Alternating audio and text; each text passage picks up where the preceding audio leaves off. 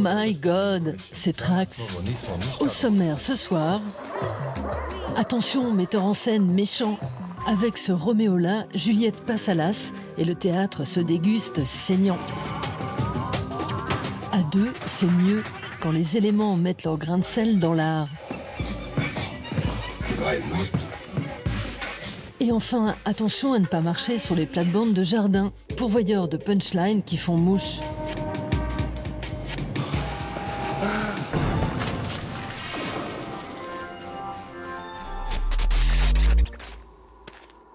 À 35 ans, le réalisateur japonais Uji Cha ressuscite la Gekimation, l'animation de papier découpé, avec ses films qui tâchent.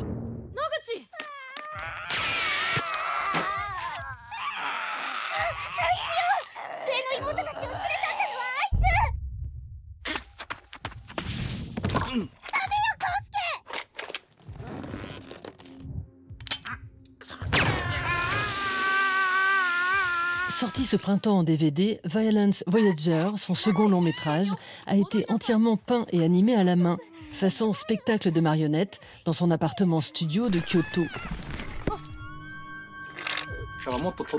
Tout le monde devrait faire ça. C'est si facile. Mais personne ne le fait. C'est à la portée des enfants. Il faut juste dessiner des trucs et les faire bouger devant la caméra. Pour moi, c'est un jeu. Dans Violence Voyager, Bobby et son ami Akun explorent une montagne près de leur village lorsqu'ils tombent sur un os, un parc d'attractions secret où ils finissent prisonniers.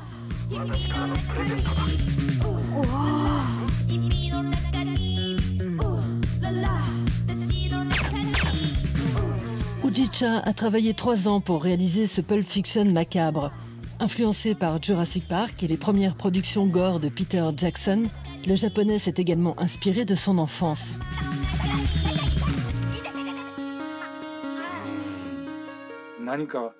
Un jour, avec mes copains, on a entendu un bruit hyper bizarre. On n'a pas pensé à quelque chose d'horrible, et sur le coup, on n'a pas vraiment eu peur. Mais l'idée de mon film vient de cet instant. Et puis dans le film, il y a un personnage qui s'appelle Papy Sarukichi. Pour ce personnage, je me suis inspiré d'un vieux qui s'appelait vraiment Sarukichi. Pour nous faire rire, ce mec mangeait des libellules vivantes. Et une fois, en croquant une, il s'est fait mordre la langue. Satoshi Okuda naît en 86 près de Kyoto, dans la ville de Uji, d'où son surnom Uji-cha, le thé de Uji. Élevé par une femme au foyer et un ingénieur, il a le coup de foudre au lycée pour le maître du manga d'horreur, Kazuo Umezu, en lisant son livre Le baptême, avant de découvrir à la fac L'enfant aux yeux de chat et sa version en Gekimation.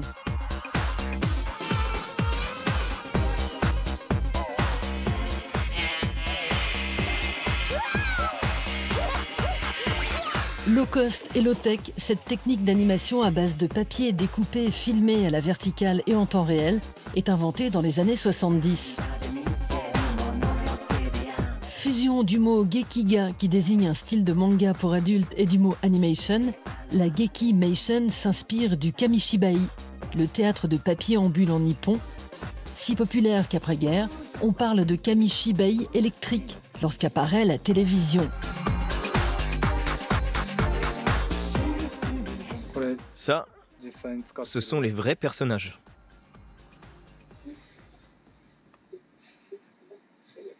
Je dessine sur du papier de carte postale. Avant de commencer à dessiner, je fabrique des figurines en 3D de mes personnages. Comme ça, je peux mieux comprendre leur corps et je peux les dessiner sous tous les angles. C'est très efficace. Uji Cha réalise ce premier court-métrage en Gekimation à 23 ans dans le cadre de ses études en design à l'Université des Arts de Kyoto. Depuis, il maîtrise cette technique d'animation sur le bout des doigts.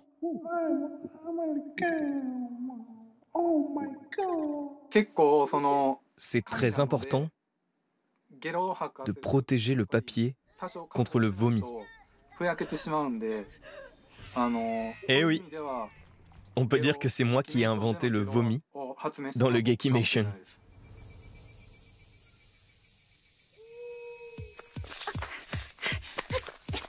Avec son premier long métrage, Burning Buddha Man, filmé sur la table de son salon, Ujicha fait rimer religion et hémoglobine. Pour le Gepetto de la Gekimation, la transgression, ça a du bon.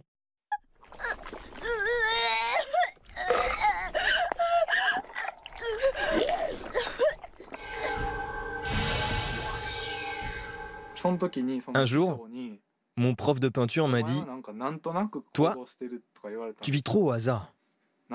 Arrête de faire les choses par hasard. » Après être sorti de cet atelier, j'ai continué à vivre au hasard. Je fais des films par hasard, j'écris mes scénarios par hasard, et je dessine par hasard. Finalement, ça marche plutôt bien de vivre au hasard.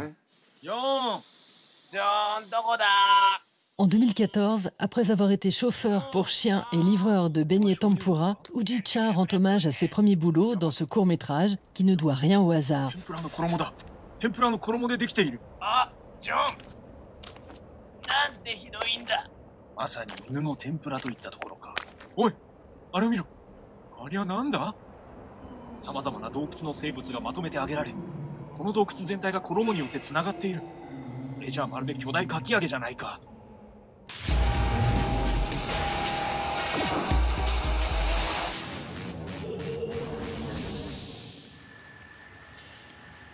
Je m'appelle Romeo Castellucci. Romeo Castellucci fait de la scène son arène. Ici, au Festival d'Avignon, l'Italien se jette dans la fosse au lion pour défendre un théâtre qui reprend du poil de la bête. Auréolé à la Biennale de Venise en 2013 pour l'ensemble de sa carrière, Roméo célèbre cette année 40 ans de mise en scène mordante. Beaucoup voient mon théâtre comme un théâtre d'avant-garde, du théâtre expérimental. C'est pas du tout ça. Ce à quoi je m'identifie, c'est la représentation classique. Ma référence, c'est le théâtre grec, qui est comme une étoile polaire et qui n'a rien à voir avec le passé.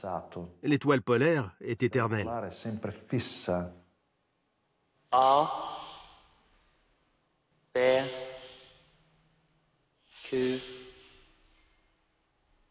O. Dans ses mises en scène, Castellucci mélange performance, art plastique et théâtre, transformant la scène en champ de bataille. Peintre de formation, Roméo considère les acteurs comme un élément du décor, au même titre que la lumière ou le son. Quant au dialogue de ses pièces, ils tiennent sur un timbre-poste.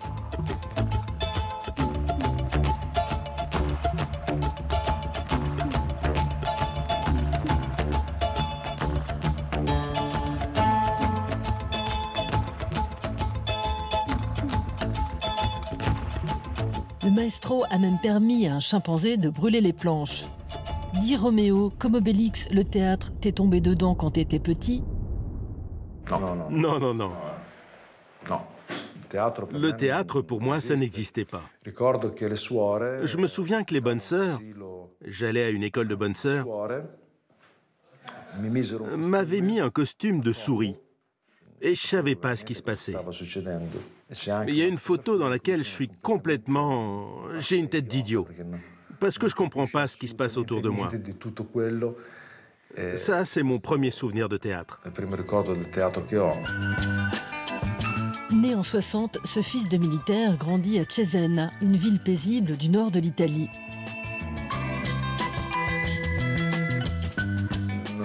Rien ne m'intéressait. Pour m'amuser, avec mes amis, on cassait des trucs. Et tu cassais quoi?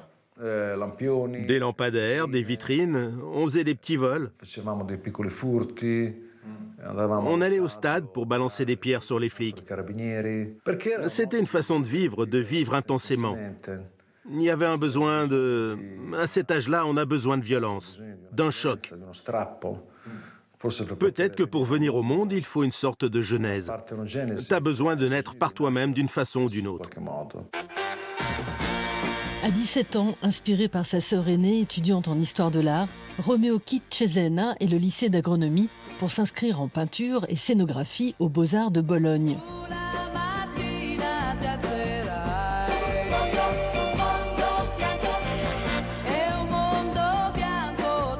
En 81, Castellucci crée sa compagnie de théâtre avec sa sœur et 2 amis.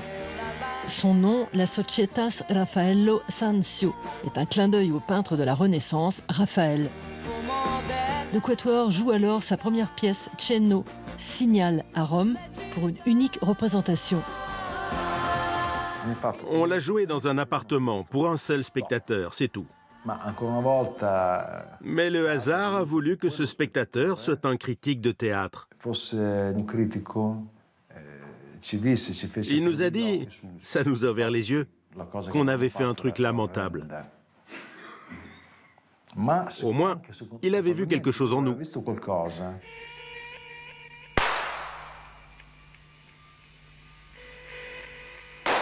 Au début des années 90, la compagnie a déjà produit une vingtaine de pièces et commence à se faire connaître pour ses partis pris audacieux. Dans cette œuvre de 92, Roméo demande à son acteur, qui interprète Hamlet, de jouer comme s'il était autiste. Les enfants autistes sont saisis par la question hamlétique, être ou ne pas être. Et la réponse des enfants autistes, c'est être et ne pas être. Et là, j'ai compris ce qu'était Hamlet. L'autre botte secrète de Castellucci, c'est le son, mitonné par le compositeur américain Scott Gibbons.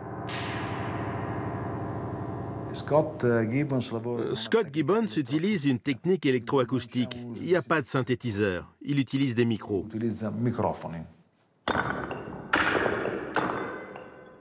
Il enregistre tout ce qui fait du bruit, c'est-à-dire tout. Les sons de Scott entrent en scène comme des personnages. Ils font leur travail, ils agissent, puis sortent de scène. Ça suffit! Christianophobie! Ça suffit! Christianophobie! Ça suffit! Christianophobie! À Paris en 2011, Castellucci est accusé de christianophobie et de blasphème par un groupe de catholiques intégristes. Sur le concept du visage du Fils de Dieu, parle de la difficulté pour un fils de vivre avec un père dément et incontinent. À la fin de la pièce, le vieillard balance un seau d'excréments sur une toile représentant Jésus. Che sei proprio un bel puzzone, eh? No, ma sto scherzando. Sto scherzando, proprio. La représentation est même interrompue par un christianophile zélé. C'est une bonne chose que le théâtre ait une répercussion sur le débat culturel et politique d'un pays.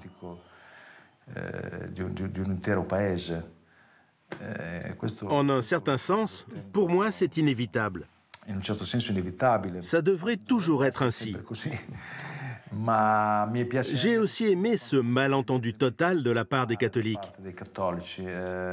C'est très révélateur. Le catholicisme est devenu une sorte d'idéologie ou d'étendard.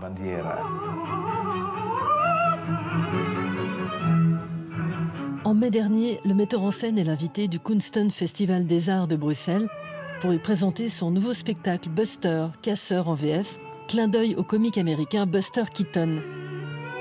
Castellucci exige que notre équipe soit déguisée en policier pour filmer la pièce. Sur les toits de Bruxelles, les comédiens amateurs sont pilotés par le metteur en scène grâce à une oreillette. Aucune répétition n'a eu lieu et les acteurs doivent obéir aux consignes sans réfléchir. C'est du gâteau.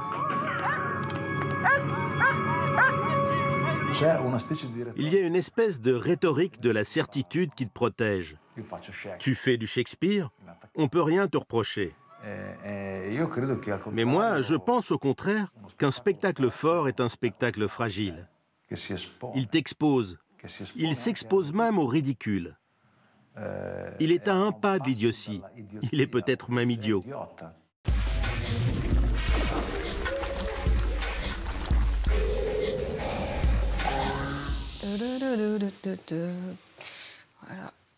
Donc là, c'est l'endroit où c'est la résidence d'artistes.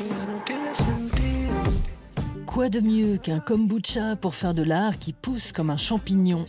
Fruit d'une symbiose entre des bactéries et des levures, cette membrane qui prend la forme de son récipient permet de transformer du thé en boisson fermentée. Pour Mimosa, c'est le partenaire idéal. Là, il y a un petit dé. Quand la membrane a recouvert tous les objets, on le lève, ça sèche, ça devient un peu comme du cuir, d'une certaine manière. Puis des fois, la membrane, elle mange tout, on voit plus rien. Puis quand elle est un peu cassée, on fait des greffes avec la peau elle-même. Donc c'est un peu spécial et ça sent fort. Bah là, ça commence à fermenter. Puis souvent, il y a des petits asticots aussi là. Mimosa Echard fait partie des artistes pour qui l'art est une discussion avec le vivant. Comme quand ces mixomisettes, les fameux blobs, s'emparent de ces magazines japonais. Mélangeant résine, liquide cosmétique, plantes médicinales, photos ou objets issus de l'industrie, ces tableaux organiques laissent la nature faire le boulot. Ainsi, dans cette installation, Mimosa fusionne soda et cire dépilatoire. La cire cosmétique, elle est brillante, nacrée, elle a les couleurs du corps, elle a une odeur particulière. C'est très élaboré. Par exemple, j'ai donné une fois à des enfants de la très belle peinture. Et effectivement, c'était vraiment ça devient hyper sensuel aussi, quoi. Et c'était hyper jouissif pour eux. Et je me suis rendu compte qu'en fait, on donnait vraiment des matériaux de merde aux enfants et que ça devient... Et c'est comme ça qu'en fait, ils pensent que l'art, c'est chiant. C'est dans son atelier de Nogent-sur-Marne que l'artiste a installé son laboratoire.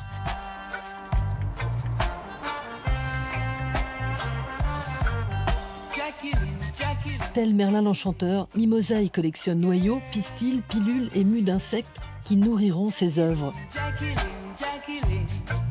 Ben ça, c'est un lichen vraiment génial. Je crois qu'il s'appelle un truc comme pustule de roche. Et il a une texture comme un crapaud. Aussi des perles. Ça, c'est des faux cheveux de poupée. Né en 86 dans le village isolé des Allègres, dans les Cévennes, sans route ni eau courante, Mimosa a la nature dans le sang. Élevée avec ses 5 sœurs, la future artiste collectionne les limaces dès son plus jeune âge. Lorsqu'elle entre aux Arts Déco en 2006, la nature est déjà omniprésente dans ses œuvres. Dans sa série Bisous Fleurs, elle met en image ce rapport charnel avec le monde du vivant.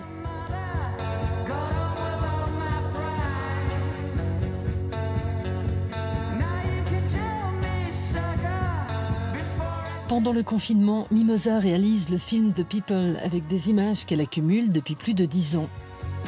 Témoin de son adolescence, ces images superposent nature et vie humaine.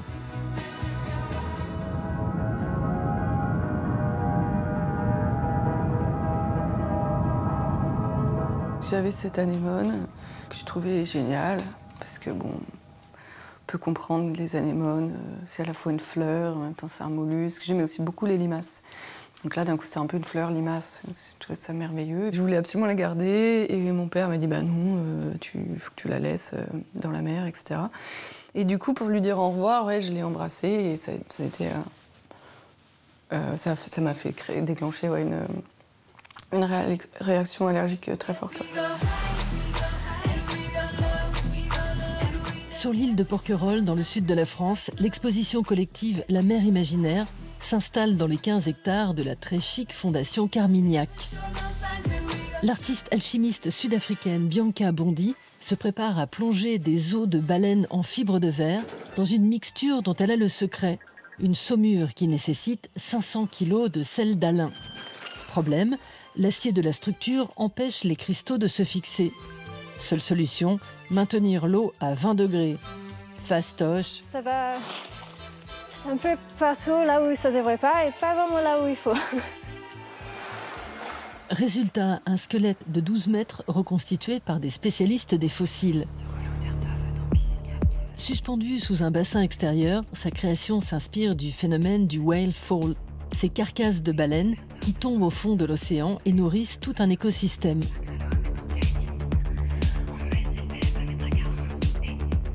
Tu ne peux pas avoir la vie sans le sel. Ça, on le sait, c'est le début de la vie. Par contre, tu ajoutes juste un peu trop et là, tu as la mort. Et ça, c'est assez beau. À chaque fois que je visite, je expose dans un pays différent, je fais des recherches sur qu'est-ce que le sel voudrait dire dans cette culture. Et que ce soit en Corée, en Istanbul, c'est toujours plus ou moins la même chose, que ça éloigne des mauvais esprits. Au cœur du travail de Bianca Bondi, le sel, l'or blanc qu'elle transforme en diamant. Les œuvres de l'artiste, qui évoluent à grand renfort d'eau, sont d'ailleurs le cauchemar des conservateurs de musées.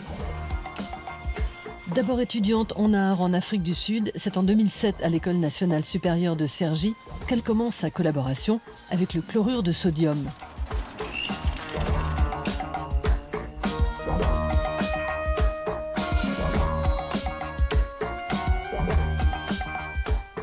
Ça sent fort le crabe. Née à Johannesburg d'un père italien et d'une mère sud-africaine, Bianca se rêve pilote de ligne. À la mort de son père, elle s'intéresse au paganisme de la Wicca qui lui permet de communiquer avec ses aïeux. Dans cette pièce de fin d'études, en 2012, sel et cercles magiques parsèment alors ses œuvres. Ici, ce sont les cénotes mexicains, considérés comme des portes vers l'inframonde chez les Mayas, qui l'inspirent. Quant à ces autels, sous leur apparence de nature morte, leurs composants chimiques fusionnent, provoquant une explosion de couleurs. Il faut vraiment savoir ce qu'on fait parce que tu mets du cuivre de sulfate avec un autre élément qui a du vinaigre. Et en fait, ce vinaigre, sulfure, ça a un gaz. Donc, tu ouvres la cloche et quelqu'un meurt. Les installations de Bianca, réalisées ici pour la Biennale de Lyon en 2019, ou pendant le confinement, ont ce pouvoir de se transformer au fil du temps.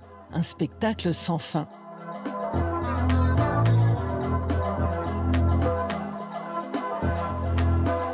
Ces œuvres qui sont sous cloche, si on ne les nourrit pas d'eau salée, en fait, il n'y a pas beaucoup de choses qui se passent. L'idée, c'est qu'on puisse remplir les contenants avec de l'eau salée. Et à ce moment-là, ça dépend de la pièce, mais pour la plupart, ça déborde et ça commence à faire des réactions partout sur l'œuvre même. Donc, elle est en vie à ce moment-là. Et souvent, dans mes pièces, il y a cette dimension de prendre soin.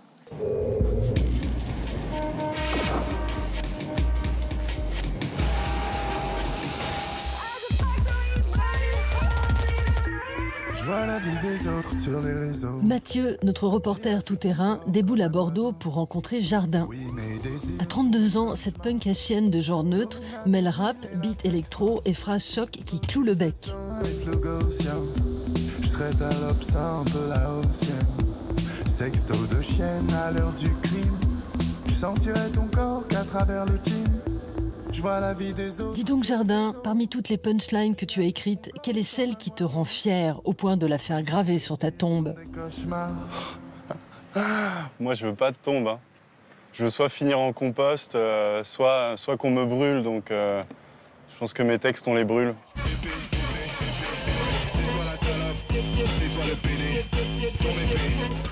Ton équipe musclée ressemble à une véritable équipe de gays. Fin de la récré, où sont ces PD? Je leur ouvre le front à l'épée.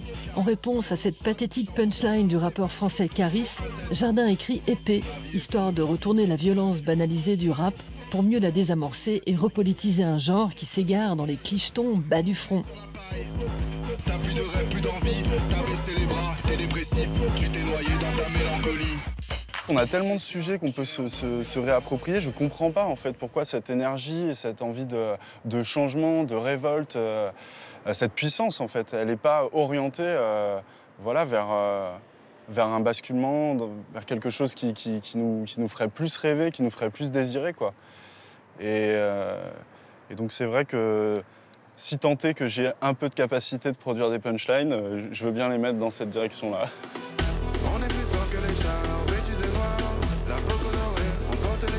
Dans ses tracks, Jardin fait des clins d'œil à l'église de l'euthanasie qui prône le suicide, l'avortement ou le cannibalisme. Le DJ est même devenu Cardinal Lenny après sa rencontre avec son pape Chris Corda. En juin dernier, devant la base sous-marine de Bordeaux, construite par les nazis et aujourd'hui espace culturel, Jardin prépare la sortie de Farid, acronyme de Faggots Against Radiations into Darkness, un char musical fait à la main. On a acheté un petit châssis de caravane, le seul qui était disponible sur le Bon Coin. On a une paire d'enceintes qui nous a été prêtée, un ampli qu'on nous a donné et qui était l'ampli d'un DJ de mariage. Là, il y a Volcan, un autre musicien qui nous a donné les 2 moniteurs. Faites du bruit pour Farid!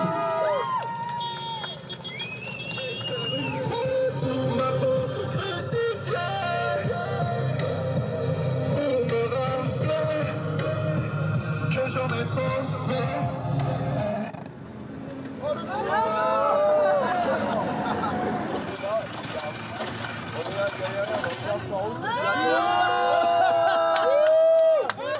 Aujourd'hui, c'est très clair. Il y a des entreprises qui possèdent les réseaux, il y a des entreprises qui nous mettent des choses dans les poches, il y a des pouvoirs publics qui autorisent voilà, n'importe qui en fait, à être sous le coup de ces technologies. Le pire dans tout ça, pour moi, c'est que ça tue les sensibilités.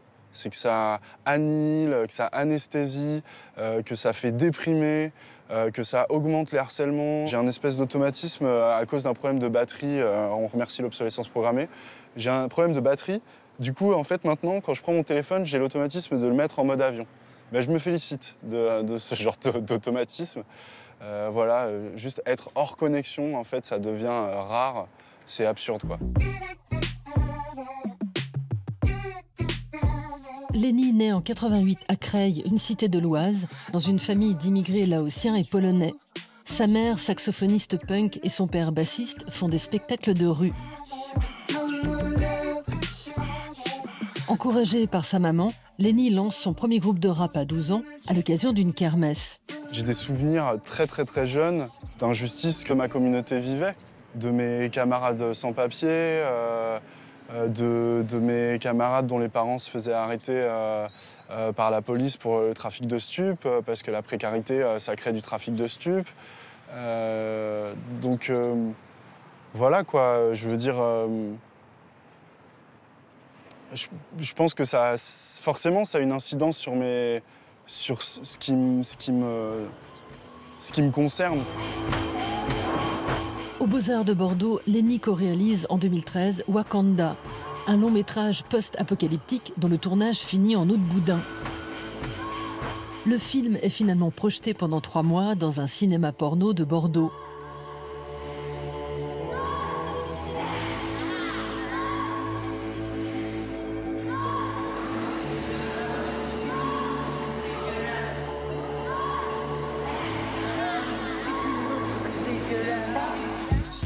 C'est en organisant des free parties pour le tournage du film que Lenny troque le rap pour la techno et sème les premières graines du personnage de Jardin, comme ici avec le clip Naked Friends qui parodie les codes du porno et finit censuré par YouTube.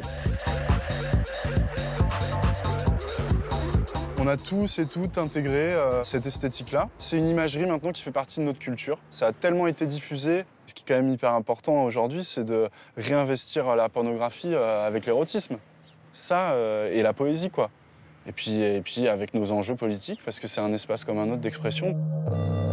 Quelque chose cloche, chez Dan, conspire chez tous les gosses.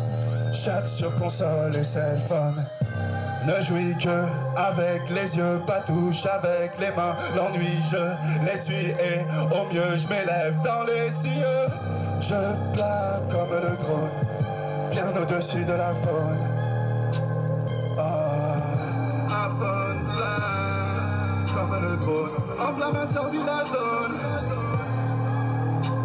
Trax, c'est où tu veux, quand tu veux, sur arte.tv et les réseaux sociaux.